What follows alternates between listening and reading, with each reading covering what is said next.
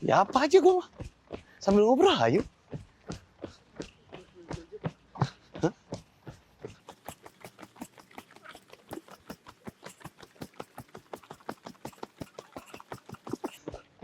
Kenapa larinya dikit sih? BPM gue limit. Oh yaudah turunin. Lama gak di lapangan.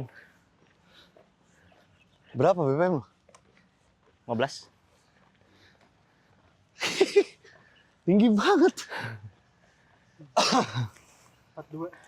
Sedentary gitu ya. Gue 120. Lu gak liat BPM lu berapa? 42. Tinggi banget. Ini aja masukin zona 2. Ini sumpah ngepres banget. Jadi Sebenarnya BPM tinggi gitu kan kayak gue kan bener-bener selama itu belum pernah fokus lari gitu, olahraga gitu ya. Terus tiba-tiba lari kayak tadi gitu, terus nggak lihat BPM gitu. Itu tuh ada dampaknya nggak sih? ya ada. Jadi gimana ya? Singkatnya gini loh. BPM itu kan beat per menit ya. Ya, Ini kayak gue nih sekarang gue 127, ini udah turun sih. 26. Ya udah lu depan. Ini gue udah turun. Enggak di set depan sini aja biar gue manji belakang lu. Gue udah turun normal lagi sih. Kan kita ngikutin dia. Oh iya. Dia makanya udah. Kok kayaknya pace-nya cepet banget ya. Tuh tadi Berarti bukan masih pace kecepatan. 8 itu paling pace 7. Iya 7. Tadi gue cek 7 sih. 7 itu kan. Gua ada pantatometer. Iya. Gua mobilnya bisa tahu kecepatan gua berapa. Ini lagi lari yang pakai kaki. Ya simpelnya gini loh. Kalau bisa kita ngomongin BPM ya, BPM itu beat per menit kan. Ah, Otot itu kan kerja. Nah, pas otot kerja itu kan dia butuh oksigen.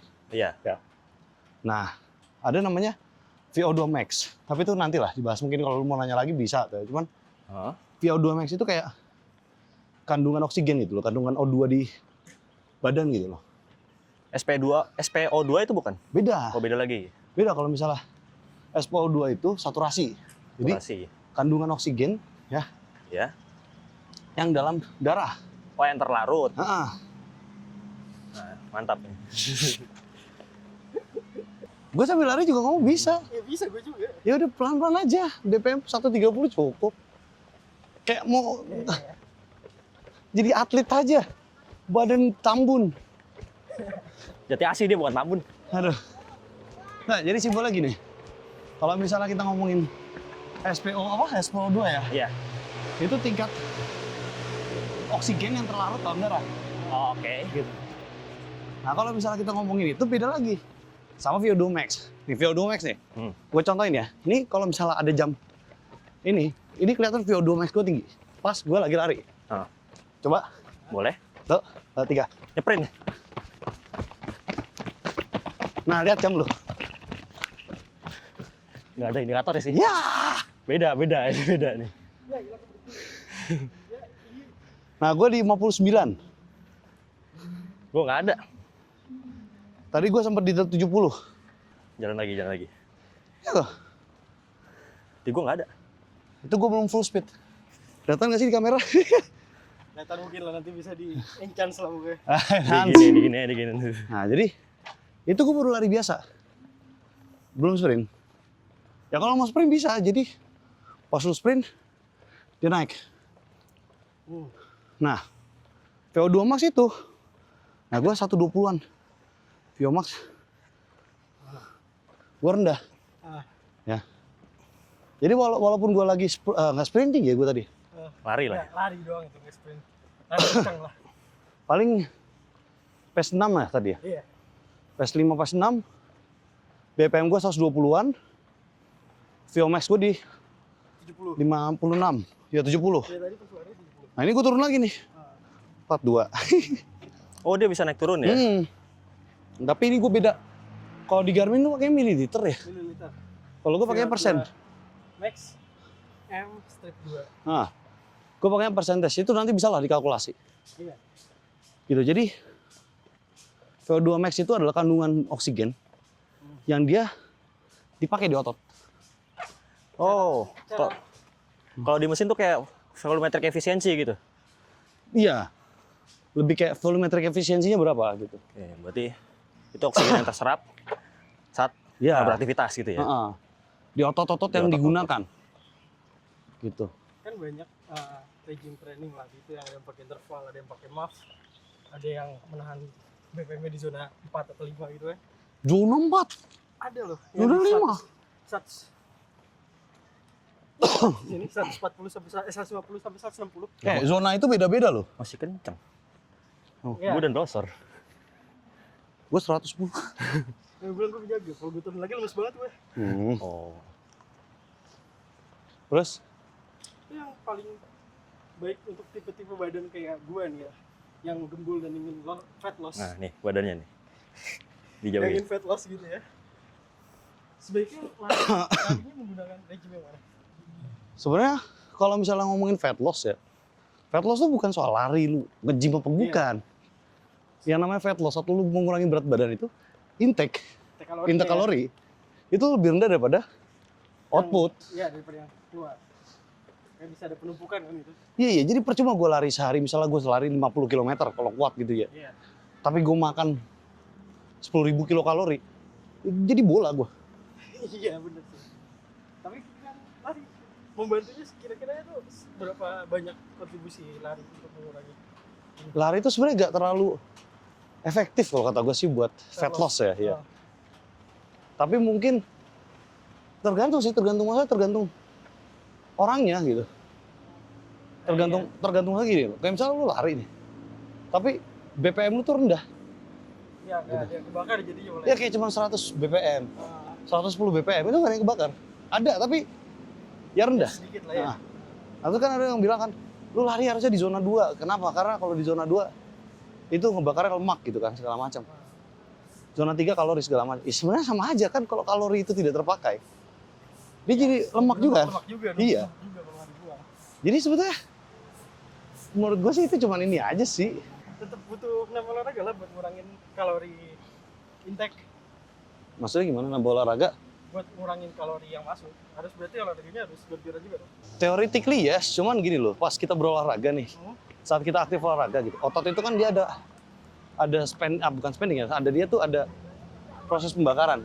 Nah, proses pembakaran itu nanti dia ada residu, gue lupa namanya apa ya. Residu itu yang bikin capek. Ah iya, sama kayak mesin berarti ya. Kalau misalnya, ataupun alat lain kalau misalnya pembakaran pasti ada sisa buangan. Nah, cuma bedanya kan kalau di badan itu dia nggak bisa langsung diekspresi. Iya. Jadi kalau misalnya kayak lu lari nih, nafas lu kuat, BPM lu cuma 120, 130 ya.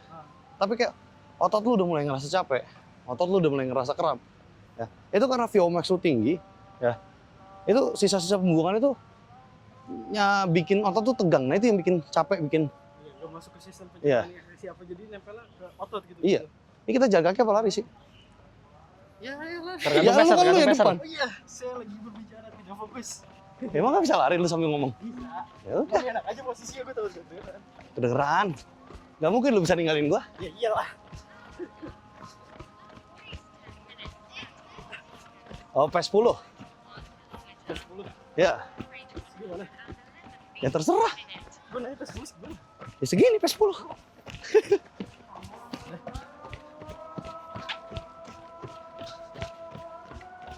Berarti tetap kalau kita mau fat loss atau apa tuh emang harus dari makanan yang kita masuk ya. Ya iyalah. Menjaga dirinya kita dari situ dulu ya. Iya. Mau lu olahraga sekuat apapun, kalau misalnya makan lu masih selakah gitu, udah membantu malah ya. Ya enggak, malah makin gendut. Iya. Terus dari tadi kan kita ngomongin zona tuh ya. Itu maksudnya gimana tuh? Gak tahu, bukan gue yang bikin. Coba tau kan ada yang kurang paham juga ya. Ini gue harus pikir di plan. Zona ya. Balik lagi tadi yang pertanyaan gue kan, gue jarang olahraga terus BPM gue tinggi terus gue lari terus gitu kan. Gue nggak tahu itu zona apa gitu. Yang penting gue olahraga ya lari ya gitu. Itu gimana tuh? Ngomongin zona tuh susah. Karena setiap orang beda-beda tuh gimana. Setiap individu malah. Setiap individu. beda-beda. Faktor pembedanya deh itu apa tuh? Ntar. Gue baru ini pakai chest strap. Gue udah berasa ketekannya ya. Iya. Balik masa MM malah. Nah. 130 BPM doang malah. Ngap gua.